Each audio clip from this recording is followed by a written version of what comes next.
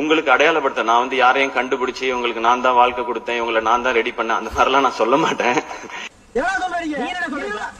ஏன்னா என்னை அப்படி சொல்லி சொல்லி பழகிட்டாங்க, நான் தான் வாழ்க்கை கொடுத்தேன்னு. அந்த மாதிரி ஆள் நான் இல்ல. எஸ்கே கிட்ட இருந்து இதை எதிர்பார்க்கவே இல்லை. எஸ்கே இன்னைக்கு இந்த இடத்துல இருக்காரு அப்படின்னா விஜய் டிவியும் மிஸ்டர் டியும் ஒரு முக்கியமான ரீசன் அப்படிங்கிறது மக்களாகி எல்லாருக்கும் வந்து தெரியும். மிஸ்டர் டி எஸ்கேவை 3ல இன்ட்ரோடியூஸ் பண்ணல அப்படின்னா இன்னைக்கு எஸ்கேவே கிடையாது. அண்ட் எதிர்நீச்சல் படத்துல மிஸ்டர் டியோட சப்போர்ட்டுக்கு ரொம்ப நன்றி அப்படின்னு எஸ்கேவை ஒரு மேடையில சொல்லியிருப்பாரு.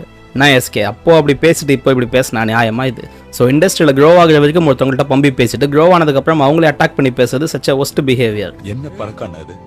அண்ட் வெற்றிமாறன் ஒரு மேடையில் சொல்லியிருப்பாரு ஃபியூச்சர் சூப்பர் ஸ்டாராக வரதுக்கான எல்லா ஸ்கோப்புமே எஸ்கே கிட்ட இருக்குன்ட்டு டி சொல்லியிருப்பாரு அப்படின்ட்டு. ஸோ அப்படி நடக்கக்கூடியதெல்லாம் முன்னாடியே சொல்லக்கூடிய ஒரு தீர்க்கதரிசியான மிஸ்டர் டி அட்டாக் பண்ண எப்படி தான் எஸ்கேக்கு மனசு வந்துச்சோ. நான் தப்பே பண்ணலங்க, நான் பண்ணதெல்லாம் சரிங்கிறது அவங்களோட வெற்றியில தெரியும் உங்களுக்கு. நேற்று கொட்டுக்கால் ஈவெண்ட்ல பேசினதுனால எஸ்கேக்கு ஆன்லைனில் செம்ம ஹேட்டு. அதை பேட்ச் ஒர்க் பண்ணி இன்னைக்கு அமரன் லிம்ஸ் நல்லா இருக்குடா அவங்க டீலிங்கு.